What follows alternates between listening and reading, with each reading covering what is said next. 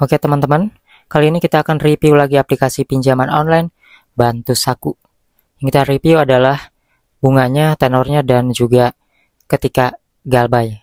Karena kebanyakan orang takut ya, didatangi oleh desa lapangan ketika mengalami telat bayar. Bahkan baru telat bayar beberapa hari aja, mereka itu takut banget didatangi oleh desa lapangan.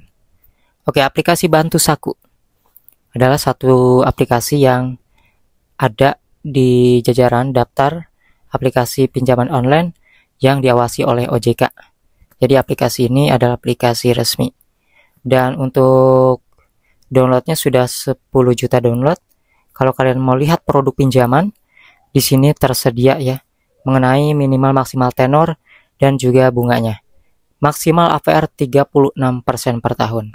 Itulah kenapa kalau kalian udah pinjam uang di aplikasi ini terasa bunganya itu besar banget.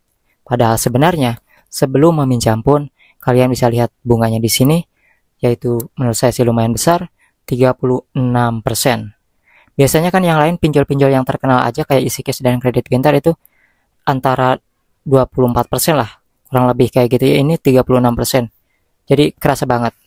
Kemudian untuk aplikasi ini juga teman-teman bisa lihat ya, contoh pinjaman dengan jumlah bunga total tagihan itu segitu dengan jumlah nominal tertentu. Belum lagi kalau telat beberapa hari ada denda. Kemudian untuk PT, kalau kalian lihat ya, ini PT-nya ada. Biasanya yang kayak gitu tuh banyak ya teman-teman di aplikasinya. PT-nya ini mengeluarkan beberapa aplikasi. Jadi ada aplikasi yang lain ya selain Bantu Saku. Kemudian untuk aplikasi ini juga teman-teman, limit maksimalnya 50 juta ya, lumayan besar. Dan gimana nih kalau misalnya kita mengalami yang namanya gagal bayar? Kebanyakan dari teman-teman yang sudah cerita itu mereka lebih sering ditagih, diingatkan lewat pesan WA. Kalau telepon lebih ke teror ya, kalau pesan WA lebih ke penjelasan yang memperingatkan. Ada yang barbar, ada juga yang baik, tergantung dari sifat DC-nya sebenarnya. Kemudian kalau misalnya kita galbay di aplikasi ini aman atau enggak? Jawabannya kalau didatangi DC pun sebenarnya aman.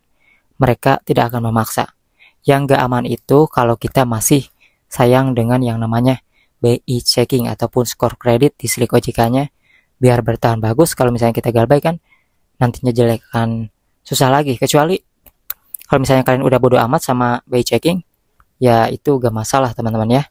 Yang sekarang kan BI checking disebutnya itu slik OJK, skor kredit ya. Maka dari itu kalian bisa ambil kesimpulan dari situ lah ya. Kalau misalnya sayang sama BI checking berarti gak aman galbay. Kalau misalnya kalian udah bodo amat sama BI checking berarti aman galbay. Dan untuk DC sendiri itu tidak selalu datang ya. Tidak semua orang didatangi DC kok ya, bahkan masih random lah.